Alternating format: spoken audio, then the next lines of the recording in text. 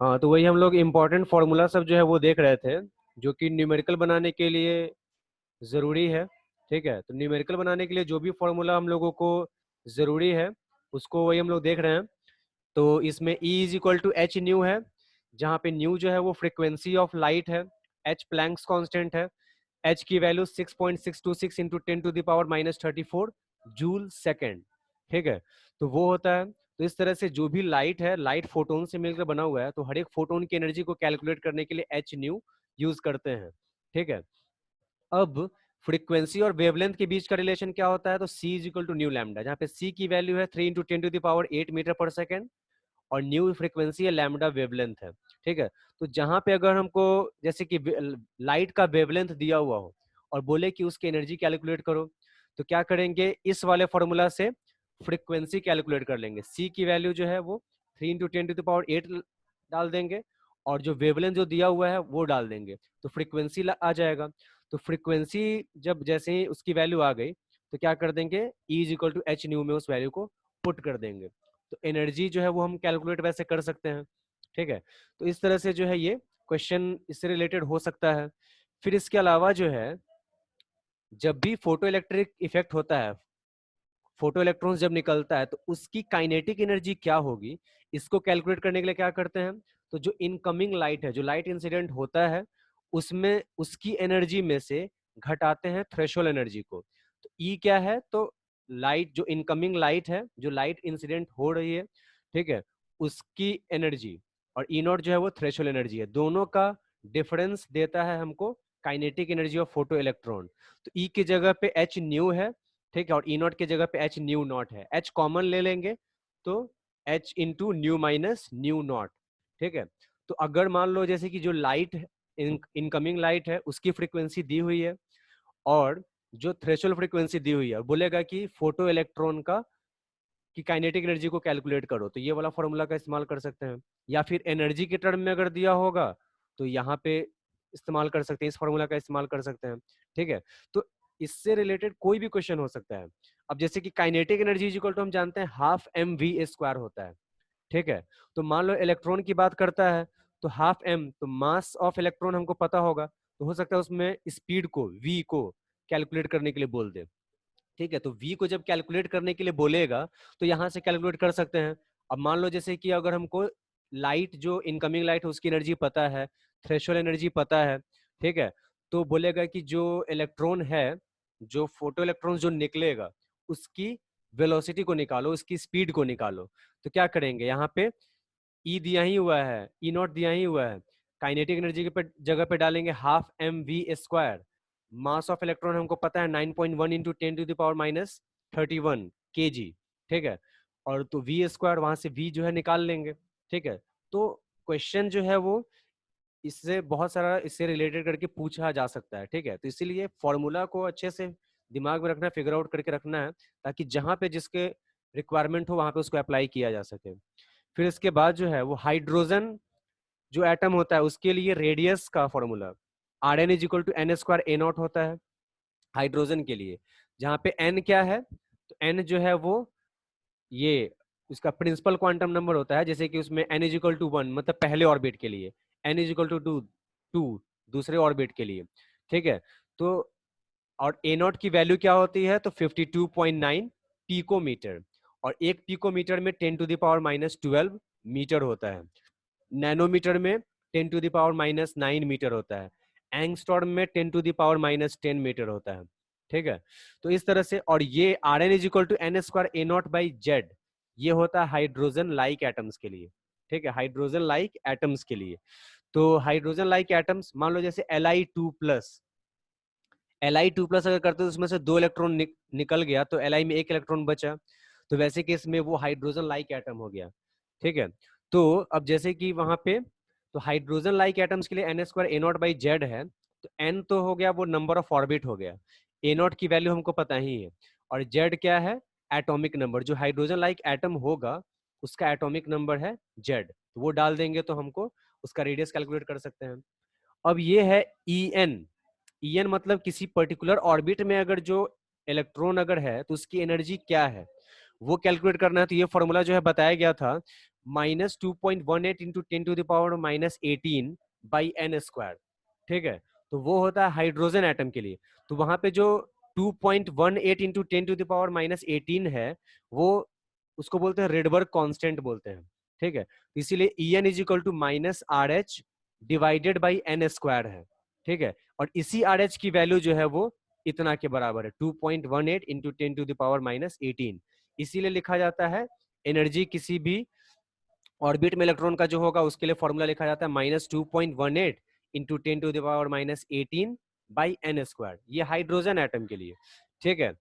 और hydrogen like atoms के लिए क्या होगा, तो -2.18 इंटू 10⁻⁻18 बाई n स्क्वायर तो होता ही है, उसमें जेड स्क्वायर मल्टीप्लाई हो जाएगा, ठीक है। जेड स्क्वायर मल्टीप्लाई हो जाएगा हाइड्रोजन लाइक एटम्स के लिए, जहां पे जेड क्या है, तो एटॉमिक नंबर है, ठीक है। तो इस तरह से हाइड्रोजन लाइक एटम्स के लिए अगर हमको एनर्जी की वैल्यू को कैलकुलेट करना हो तो इस फॉर्मूला का इस्तेमाल कर सकते हैं, ठीक है। तो ये बात हो गई एनर्जी के लिए, ठीक है।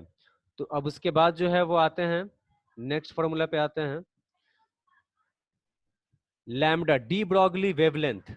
Lambda de Broglie wavelength is equal to होता है h बाई पी, ठीक है। जहां पे p क्या है, मोमेंटम, और मोमेंटम इज इक्वल टू क्या होता है, मास इनटू वेलोसिटी होता है, ठीक है। तो कोई भी, हम जानते हैं हर एक ऑब्जेक्ट में ड्यूअल नेचर होता है, ठीक है। पार्टिकल नेचर भी होगा, वेव नेचर भी होगा। तो अगर वेव नेचर उसमें है, ठीक है, तो उसका उसमें कोई ना कोई वेवलेंथ भी होगा। तो उस वेवलेंथ को कैलकुलेट करने के लिए h बाई पी का इस्तेमाल किया जाता है, जहाँ पे h प्लैंक्स कांस्टेंट है और p जो है मोमेंटम है। अब उसके बाद जो हाइजेनबर्ग अनसर्टेनिटी प्रिंसिपल है, उसके अकॉर्डिंगली ये फॉर्मूला डिस्कस किया गया था, delta x into delta P ये ऑलमोस्ट इक्वल होता है h बाई 4 पाई के बराबर, ठीक है। h बाई 4 पाई, जहां पे x डेल्टा एक्स क्या है, तो ये पोजीशन का चेंज है, ठीक है। और डेल्टा पी क्या है, तो मोमेंटम का चेंज। तो ये h बाई 4 पाई के बराबर है। पाई की वैल्यू हम जानते हैं 3.14, ठीक है। तो हाइजेनबर्ग अनसर्टेनिटी प्रिंसिपल के अकॉर्डिंगली यहाँ पे कैलकुलेट किया जाता है, जैसे delta x into delta P है, तो डेल्टा एक्स जो है वो, अब जैसे कि अगर वो प्रिंसिपल क्या कहता है कि अगर हम पोजीशन की वैल्यू कैलकुलेट करते हैं तो मोमेंटम या वेलोसिटी जो है अनसर्टेन हो जाएगा, और अगर हम मोमेंटम या वेलोसिटी को एक्चुअली एग्जैक्टली कैलकुलेट करेंगे तो पोजीशन अनसर्टेन हो जाता है। तो वही प्रिंसिपल के अकॉर्डिंगली ये फॉर्मूला जो है वो दिया गया था। इसी फॉर्मूला के आधार पे वो बोर के एटॉमिक मॉडल को जो है वो वहां पे गलत साबित हो गया था, क्योंकि बोर के एटॉमिक मॉडल के हिसाब से ये मोमेंटम या वेलोसिटी और पोजीशन दोनों साइमल्टेनियसली कैलकुलेट किया जा सकता है। तो अब वही p के जगह पे हम क्या डाल देंगे, मास इनटू वेलोसिटी, ठीक है। मास इनटू वेलोसिटी, तो वहां पे m यहाँ पे मल्टीप्लाई में इधर जाएगा तो डिवाइड में, तो इसलिए delta x into delta we, delta P की जगह पे लिख दिया गया m डेल्टा वी, ठीक है। डेल्टा मतलब एक तरह से चेंज होता है, तो मास तो चेंज होता नहीं है, तो डेल्टा पी की जगह पे लिखेंगे m डेल्टा वी, ठीक है। तो m चला जाएगा इधर डिवाइड में आ जाएगा, तो delta x into delta we बराबर h बाई 4 पाई m, ठीक है। तो ये चीज हो जाएगा। फिर इसके बाद कोई भी इलेक्ट्रॉन किसी पर्टिकुलर ऑर्बिट में रहता है तो उसके लिए उसके एंगुलर मोमेंटम की वैल्यू क्या होती है, तो m v r is equal to n h by 2 pi, ठीक है। जहाँ पे एम मास है, ठीक है, इलेक्ट्रॉन का, वी जो है स्पीड है, आर जो है वो रेडियस है, एन जो है वो जिस ऑर्बिट में है उसका नंबर, एच प्लैंक्स कांस्टेंट है, और पाई की वैल्यू हम जानते ही हैं, ठीक है। तो ये आ जाएगा। फिर उसके बाद mu, mu is equal to होता है मैग्नेटिक मोमेंट, ठीक है। मैग्नेटिक मोमेंट यानी उसमें उसके मैग्नेटिक वैल्यू को हम लोग कैलकुलेट करते हैं। तो ये मैग्नेटिक मोमेंट की वैल्यू को निकाल कर हम देखते हैं कि कोई पैरामैग्नेटिक है या डायमैग्नेटिक है, ठीक है। अगर ये हमेशा ध्यान में रखना है कि अगर पैरामैग्नेटिक हुआ तो म्यू की वैल्यू 0 से ज्यादा होगी, ठीक है, 0 से ज्यादा, ठीक है, नॉन जीरो। और वही अगर डायमैग्नेटिक अगर है तो म्यू की वैल्यू हमेशा 0 के बराबर है। तो म्यू की वैल्यू अगर 0 है तो डायमैग्नेटिक, और म्यू की वैल्यू 0 से ज्यादा अगर है तो वो पैरामैग्नेटिक। पैरामैग्नेटिक मैग्नेटिक फील्ड के प्रेजेंस में अट्रैक्ट होता है, डायमैग्नेटिक मैग्नेटिक फील्ड के प्रेजेंस में रिपेल होता है, ठीक है। तो म्यू मैग्नेटिक मोमेंट का ये दोनों फॉर्मूला होता है, ठीक है। तो अगर म्यू की वैल्यू जितनी ही ज्यादा है इसका मतलब वो उतना ही ज्यादा पैरामैग्नेटिक है। तो ये दोनों फॉर्मूला होता है, जहाँ पे एस क्या है, √4s into S plus 1। S क्या है, तो स्पिन क्वांटम नंबर, ठीक है। तो स्पिन क्वांटम नंबर जो है वो होता है एस। और या फिर दूसरा फॉर्मूला होता है √n इंटू n प्लस 2, जहाँ पे n क्या है, नंबर ऑफ अनपेयर्ड इलेक्ट्रॉन्स, ठीक है। तो जो डायामैग्नेटिक सब्सटेंस होता है उसमें अनपेयर्ड इलेक्ट्रॉन होता ही नहीं है, तो यानी एन की वैल्यू वहां पे जीरो। तो जब एन की वैल्यू जीरो, तो इसका मतलब मैग्नेटिक मोमेंट की वैल्यू जीरो। ठीक है। पैरामैग्नेटिक वही हो सकता है जिसमें अनपेयर्ड इलेक्ट्रॉन्स है। ठीक है। पैरामैग्नेटिक सब्सटेंस वही होगा जिसमें कि अनपेयर्ड इलेक्ट्रॉन हो। ठीक है। तो इलेक्ट्रॉनिक कॉन्फ़िगरेशन के हिसाब से हम जैसे कि हम बता सकते हैं कि अनपेयर्ड इलेक्ट्रॉन कब होगा। मान लो जैसे डी पी सब शेल है, तो पी सब शेल में अगर पी में तीनों ऑर्बिटल भर जाए, P6 अगर हो जाए, तो इसका मतलब है कि मतलब तीनों सबशेल जो तीनों ऑर्बिटल जो भरा हुआ है, तो वैसे केस में एक भी इलेक्ट्रॉन अनपेयर्ड नहीं है। ठीक है। तो वहां पे मैग्नेटिक मोमेंट जीरो हो जाएगा। ठीक है। वो लेकिन वही अगर मान लो P3 अगर है, तो P3 होने का मतलब हुआ कि सब में एक एक इलेक्ट्रॉन है, तो इलेक्ट्रॉन्स अनपेयर्ड है। P4 भी अगर होगा तब भी इलेक्ट्रॉन्स अनपेयर्ड होगा। ठीक है। तो इलेक्ट्रॉन जो है अनपेयर्ड जब होगा तभी वो पैरामैग्नेटिक हो सकता है। ठीक है। और जितना इलेक्ट्रॉन अनपेयर्ड होगा वही है एन की वैल्यू। ठीक है। तो जितना ही ज्यादा एन की वैल्यू उतना ही ज्यादा मैग्नेटिक मोमेंट की वैल्यू, इसका मतलब उतना ही ज्यादा वो पैरामैग्नेटिक होगा।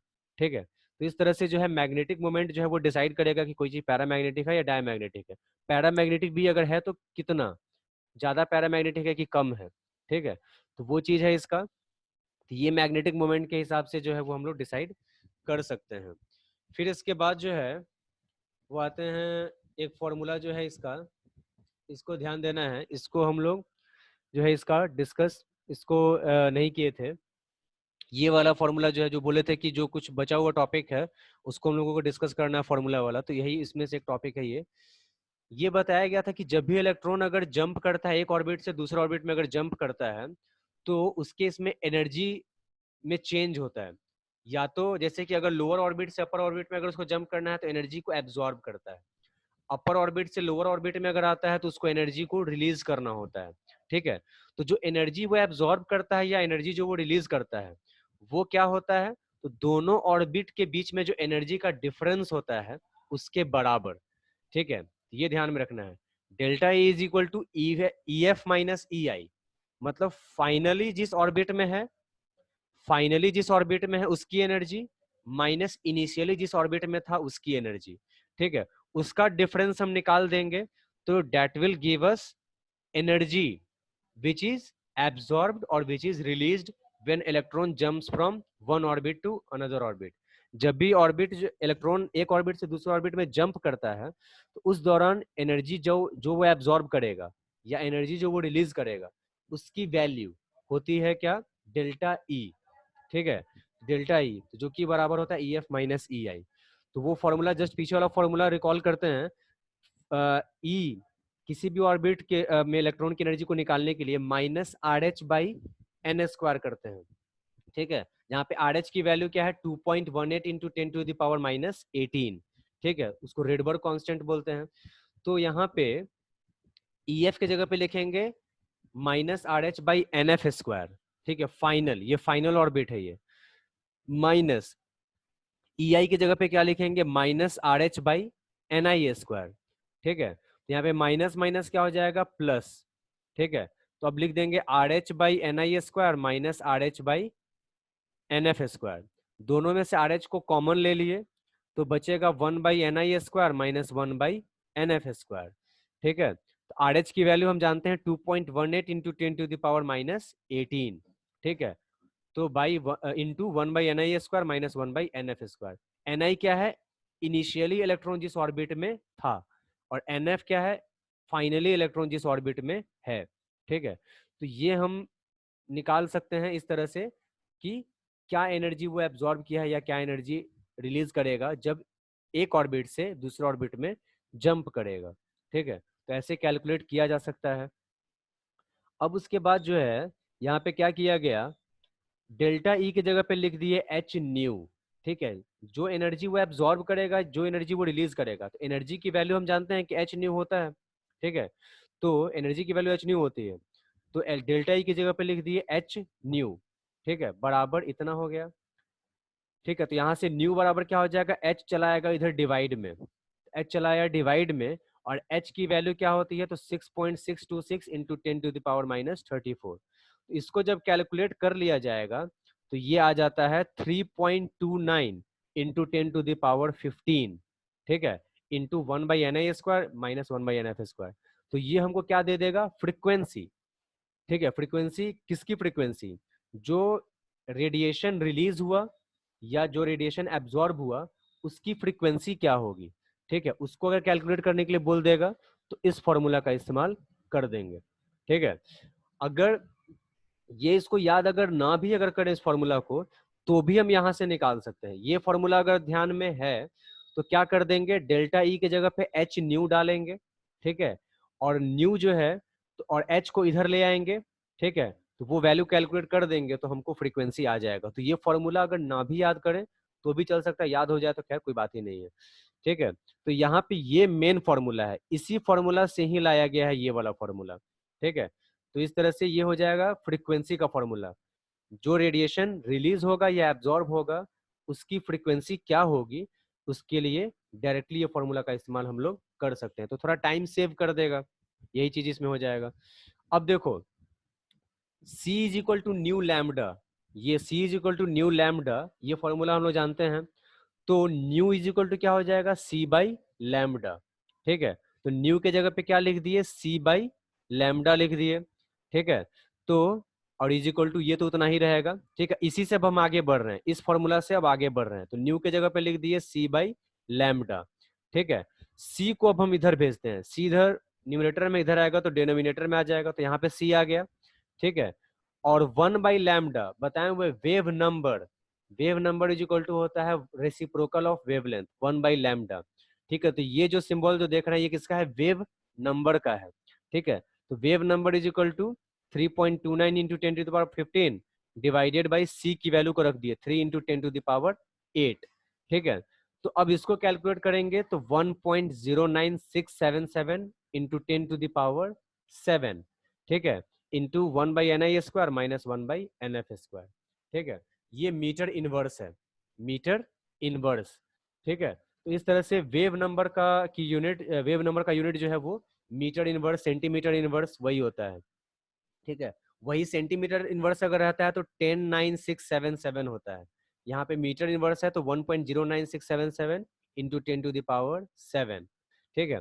तो इस तरह से जो है इसका ये फॉर्मूला हो जाएगा। तो ये हो गया, जब भी इलेक्ट्रॉन एक ऑर्बिट से दूसरे ऑर्बिट में जंप कर रहा है तो उसके दौरान जो एनर्जी में जो चेंज, एनर्जी में जो चेंज जो होगी, ठीक है, जो एनर्जी रिलीज होगी या फिर जो एनर्जी एब्जॉर्ब होगी उसका फॉर्मूला, ठीक है। और ये हो गया जो रेडिएशन रिलीज हुआ या फिर एब्जॉर्ब हुआ उसकी फ्रीक्वेंसी क्या है, उसका फॉर्मूला ये हो जाएगा, ठीक है। कैसे कैलकुलेट किए ये चीज बता दिए, देख सकते हैं इसको। और ये फॉर्मूला हो गया कि वेव नंबर का फॉर्मूला, ठीक है। अब यहां से अगर हम चाहें तो अब जैसे फ्रीक्वेंसी अगर जब निकाल लिए तो बोल देगा कि वेवलेंथ बताओ उसका, ठीक है। तो जब फ्रीक्वेंसी यहाँ से निकाल लेंगे और क्या करेंगे, C is equal to nu lambda होता है, तो वहां से क्या कर देंगे, लैम्डा निकाल सकते हैं। तो क्वेश्चन अगर देगा तो एक दूसरे से ऐसे रिलेट करके न्यूमेरिकल बनाया जा सकता है। अब जैसे कि जो लाइट जो जो रेडिएशन रिलीज हुआ या एब्जॉर्ब हुआ, ठीक है, बोलेगा उसका वेवलेंथ निकालो। तो इस फॉर्मूला में या फिर इस फॉर्मूला में या इस फॉर्मूला में वेवलेंथ नहीं है, लेकिन उससे दिक्कत कुछ नहीं है। यहाँ पे इस फॉर्मूला से फ्रीक्वेंसी निकाल लेंगे और क्या कर देंगे, C is equal to nu lambda होता ही है तो वहां से लैम्डा निकाल लेंगे।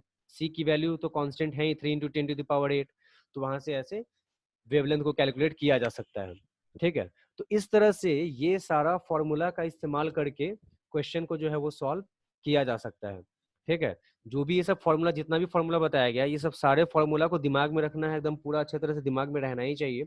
और तब जाके ये सब अच्छे से फॉर्मूला दिमाग में रहेगा तो कहाँ किस चीज का इस्तेमाल कर सकते हैं, एक दूसरे से सब फॉर्मूला कहीं ना कहीं रिलेटेड होता है, ठीक है। तो उसका इस्तेमाल करके हम लोग बना सकते हैं। अब जैसे इसमें एक एक फॉर्मूला जैसे जो नहीं लिखे हैं, जो एक फॉर्मूला डिराइव करके हम बताए भी थे, जो होता है पी इज इक्वल टू, जो p momentum is equal to √2m k होता है, ठीक है, जो हम लोग डिराइव करके देखे भी थे। तो वो वाला फॉर्मूला है। तो पी मोमेंटम है, मास जो एम जो है मास है और के जो है काइनेटिक एनर्जी है। तो काइनेटिक एनर्जी और मोमेंटम के बीच का जो रिलेशन जो था वो हम लोग डिराइव करके हम लोग देखे थे, ठीक है। तो वो फॉर्मूला कभी इस्तेमाल कहीं हो जाए, ठीक है। तो इस तरह से जो है ये सब फॉर्मूला को एक दूसरे से रिलेट करते हुए न्यूमेरिकल को जो सॉल्व करना है, तो पहले ये सब फॉर्मूला को एकदम पूरा दिमाग में सेट कर लेना है और तब न्यूमेरिकल की प्रैक्टिस ज्यादा से ज्यादा करनी है, ताकि पता चले कि कहाँ हम लोग कैसे फॉर्मूला को रिलेट करके हम लोग सॉल्व कर सकते हैं क्वेश्चन को। ठीक है।